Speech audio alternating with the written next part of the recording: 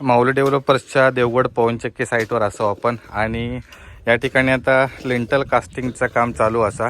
Last व्हिडिओमध्ये आपण या ठिकाणी फाउंडेशनचं बांधकाम म्हणजे जस्ट काम स्टार्ट केलेला तेव्हा आपण इलेलो। त्याच्यानंतर सर्व आपला प्लेन बीम बांधकाम आणि आता लिंटल या ठिकाणी कास्ट झाले आहेत। तर आपण ह्या सर्व कामांची अपडेट या व्हिडिओतून घेणार असो। आपण सध्या आचरा आणि चिंदर आणि फोंडा साईटवर असल्यामुळे या ठिकाणीचा सर्व प्रथमेश सांभाळत होतो, त्यामुळे इकडे आपली फेरी नव्हती।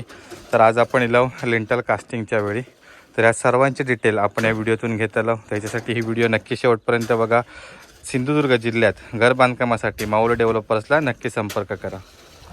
मी प्रत्येक वेळी व्हिडिओ सांगते तुमका की प्रत्येक घर कामाची ही प्रोसिजर असता सेम असता, सर्व स्ट्रक्चर पण सेम असता, पण आपण प्रत्येक गोष्टीची आणि प्रत्येक साईडची व्हिडिओ काढतो। कारण एक असतं की प्रत्येक घर मालकांचे विचार वेगवेगळे असतात, त्यामुळे त्यांच्या ठिकाणी कन्स्ट्रक्शनमध्ये देखील खूप बदल असतात। आणि त्याचसोबत आपण या व्हिडिओच्या मार्फत जे सर्व इथली कंडिशन दाखवतो तर ते घर मालक देखील मुंबईतून या ठिकाणी बघतात, त्यामुळे आपल्याला प्रत्येक वेळ त्यांना अपडेट देऊची गरज पडत नाही। त्यासोबत जे आपले सबस्क्रायबर असतात आणि ज्यांका घर बांधूचं असतात त्यांना देखील या घर बांधकामामधून आयडिया येतात की स्वतःच्या घरामध्ये आपल्याला काय चेंजेस करूचे असतात, काय अपग्रेड करूचे असतात, तसे ते संपूर्ण त्या ठिकाणी बदल करू शकतात। म्हणून आपण सर्व साईटवरच्या बांधकामाचे व्हिडिओ काढत असतो आणि तुम्ही देखील त्याला खूप प्रतिसाद देत असता, त्याबद्दल आमका देखील खूप भारी वाटतं। तर असेच आपण याच्या पुढे देखील आपले व्हिडिओ येत राहणार आहे। त्याच्यासाठी आपला सुवर्ण कोकण ब्लॉग चॅनल सबस्क्राईब करून ठेवा आणि आपली कोकणातील घर बांधकाम ही प्लेलिस्ट नक्की चेक करा। त्या प्लेलिस्टमध्ये आपण बहुतेक जे आता मागल्या काही वर्षात जे आपली घर बांधकामं झाली आहेत त्याचे आपण सर्व डिटेल तुमका दिलेले असत। तर इकडे आता आपला चौथऱ्याचा बांधकाम, त्याचसोबत प्लेन बीम आणि 7 फुटापर्यंत दगडी बांधकाम आपला झालेला असा। या ठिकाणी चौथऱ्यामध्ये खूप मोठं चेंजेस असा। आपण ह्यो चौथरा असा ह्यो साधारण 3 फूट उंचीचं ठेवतो, म्हणजे जो आपलं प्लेन बीम असा तर तो प्लेन बीम पकडून 3 फूट। पण या ठिकाणी ग्राउंड लेवल म्हणजे आता या ठिकाणी एक्झिस्टिंग होणारा रस्तो असा, तर या रस्त्याची लेवल आणि ही लेवल इकडे सेम। आपण ज्यावेळी आता रस्तो बनवतले तर जवळपास 1 फूटभर तरी ह्यो रस्तो उंच होतो किंवा निदान 9 इंच तरी वरती होतो। तर त्यामुळे आपण ह्याची हाईट आता 1 फूट वर घेतलेली असा, म्हणजे साधारण 4 फूट आपलं ह्यो संपूर्ण चौथरो असा। रेग्युलर आपण 3 फूट पकडून त्यामध्ये 6 इंचाचं आपलं प्लेन बीम इन्क्लुडिंग असता। तर या ठिकाणी आपलं सगळ्यात भिंतींवर इकडे प्लेन बीम देखील झालेलो असा। या रोड साईडला देखील आपण इकडे एक्झिट ठेवलं तर इकडे खूप उंच असे पायरे होणार आहेत, कारण या ठिकाणी जवळपास 1 ते 1.5 फूट पूर्ण भराव होतो। आणि आता सध्या आपल्या ठिकाणी छज्जा आणि लिंटलचं काम चालू असा। तर आपण आता सर्व जे इंटरनल रूमची मेजरमेंट्स असतात ते आपण पूर्ण बघूया। तर इकडे आपली फ्रंट साईड आहे आणि फ्रंट साईडला इकडे लेफ्टला बेडरूम असा, त्यानंतर ह्यो संपूर्ण व्हरांडो हा। शक्यतो काही जण या ठिकाणी 6 foot by 10-12 foot 8 foot by 12 फूट असं व्हरांडो ठेवतात, पण या ठिकाणी ह्यो एक आपलं व्हरांड्याचं पोर्शन आहे आणि या ठिकाणी देखील एक ओपन व्हरांड्याचं स्पेस ठेवलेलो असा। आणि या लाईनीत संपूर्ण पायरे येणारच असं, ते आपण नंतर या ठिकाणी बांधकाम करतलो। तर फ्रंट साईडला व्हरांड्यामध्ये या ठिकाणी 3 फूट बाय साधारण 5.5 फुटाची आपली मोठी अशी खिडकी असा। त्यानंतर आपलं रेग्युलर 4 बाय 6 या ठिकाणी लाकडी डोअर येणारा आणि ही एक स्पेस आपण ॲज अ व्हरांडा म्हणून यूज करणार आहोत।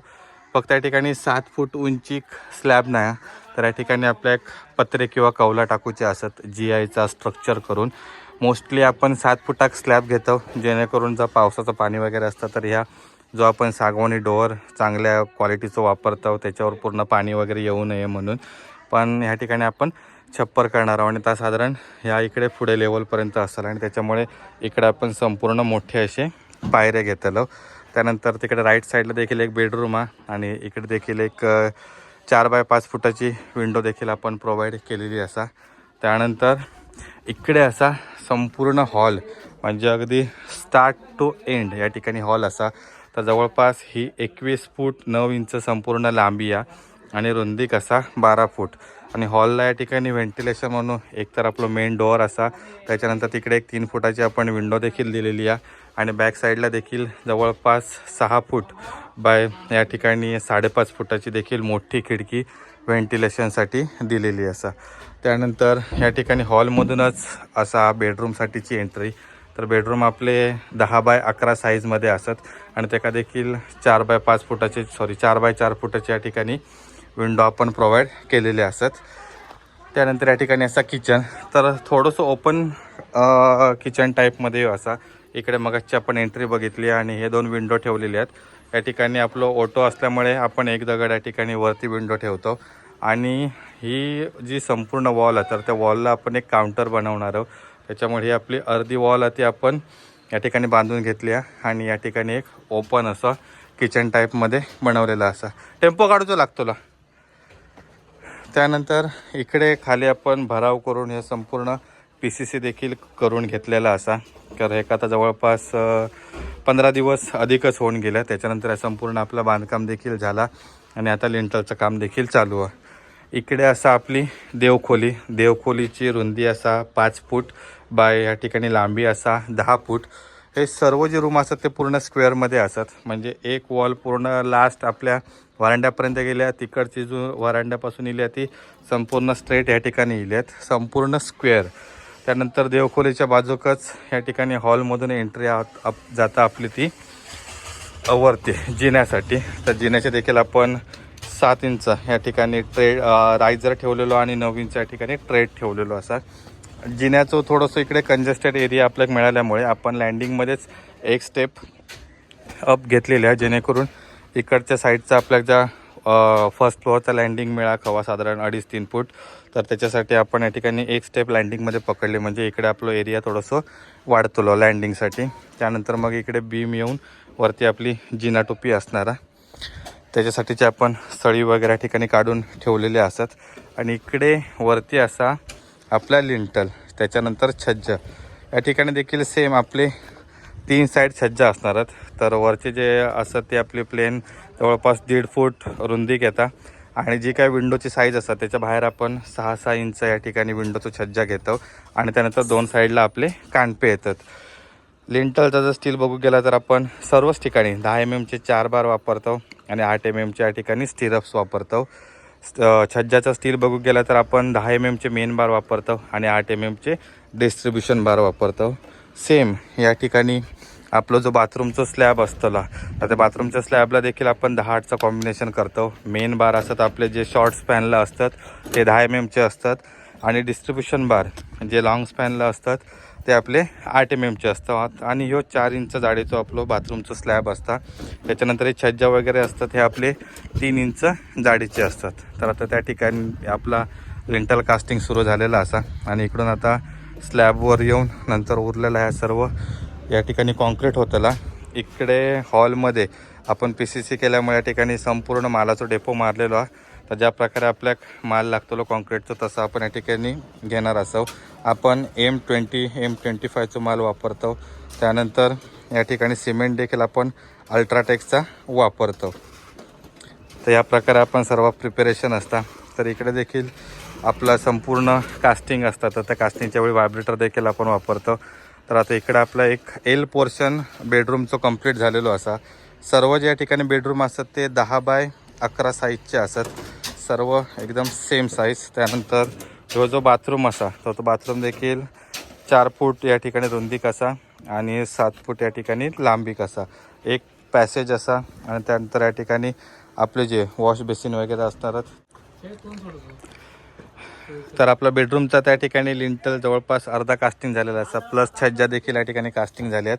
आणि हे पूर्ण आपलं बेडरूमचा एरिया असा. इकडे एक डोअर होतो, पण डोअर आपण या ठिकाणी इकडे घेऊन इकडे आपण भिंत घालणार आहोत आणि त्या ठिकाणी आपलं डोअर असणार, जेणेकरून बेडरूमला ही आपली एक extra space 3 foot by J काय आपले 4-5 फूट असतात ते आपल्याला मिळाली आहे.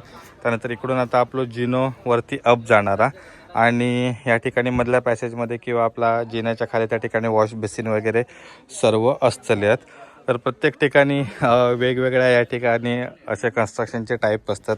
आचऱ्यात बघितलास तर वेगळा असतात. त्याच्यानंतर या ठिकाणी फोंडा, देवगड, प्रत्येक मालकांचे ज्या प्रकारे आयडिया असतात ते ज्या प्रकारे आपल्याला सांगतात तसं आपण या ठिकाणी काम करतो. फक्त या ठिकाणी सर्व जे स्ट्रक्चरल गोष्टी असतात त्याच्यामध्ये आपण संपूर्ण गायडन्स करतो, जेणेकरून स्ट्रक्चरला काही आपल्याला डिफेक्ट होता नाही. बाकी ज्या प्रकारे जे डेकोरेटिव्ह वगैरे असतात, हे सर्व बेडरूमचे स्पेसिंग वगैरे असतात, हे आपल्या मालकांच्या रिक्वायरमेंटप्रमाणे ठेवचे लागतात. काही ठिकाणी बघितलं असतं तुम्ही 12 बाय 12चे बेडरूम असतात, त्या ठिकाणी 10 बाय 12चं बेडरूम आहे.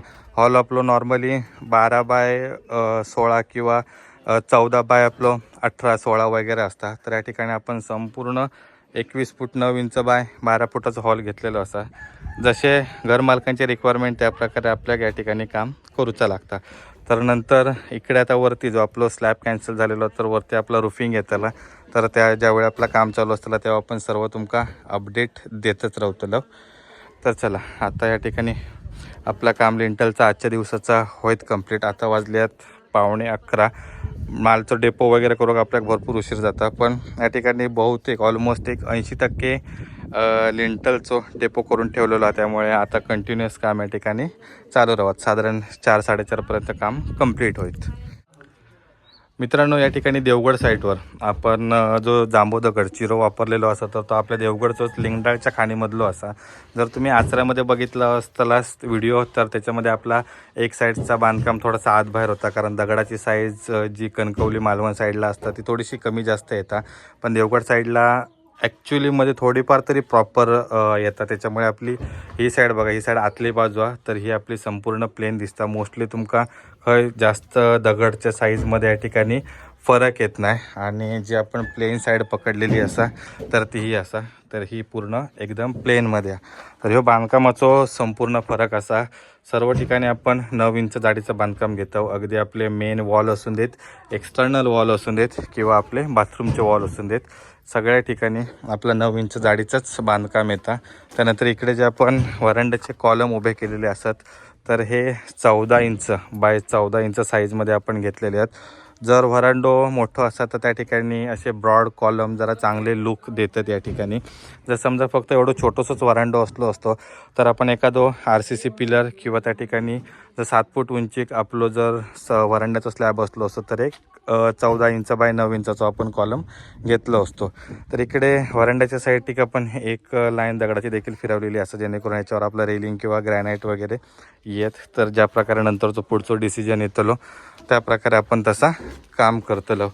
तर ओव्हरऑल आत्तापर्यंत झालेल्या कामांची माहितीचो आपण तुमका अपडेट देऊचा प्रयत्न केलेलो असा. ह्याच्या पुढे देखील आपण ह्या सर्व कामांचे तुमका अपडेट देत राहतलो. त्याच्यासाठी आपला चॅनल सबस्क्राईब करून ठेवा. देवगड साईटवर या ठिकाणी आपण कामांच्या अपडेटसाठी CCTV देखील लावलेलो असा, जेणेकरून आपल्या सर्व जे आपलं मटेरियल वगैरे असतात त्याच्यावर इकडे लक्ष ठेवू येतात. आणि याचं सर्व डिझाईन प्रथमेशने केल्याना तर ह्यो इलेक्ट्रिक म्हणजे लाईटवरचंच असं पण एका सिम कार्डवरून पूर्ण ऑपरेट केला जातं. वायफायची वगैरे एका गरज लागत नाही. आणि वरती पूर्ण पाण्यापासून म्हणजे पावसापासून आणि उन्हापासून प्रोटेक्शनसाठी एक छोटीशी पेटी देखील बनवलेली असतात. त्यानंतर इकडे पिलर असतात आणि सर्व कनेक्शन्स वगैरे केलेली असतात. तर याच्यामुळे आपल्या सर्व अपडेट मिळत असतात जा काय आपला काम या ठिकाणी साईटवर चाललेलं असतात त्याचे. या साईडची आपली जी एक्सटर्नल मापं असतात तर 35 फूट आपली लांबी असा प्लस 35 फूट आपली रुंदी असा. साधारण 1150 स्क्वेअर फीट या ठिकाणी ग्राउंडचं एरिया असा.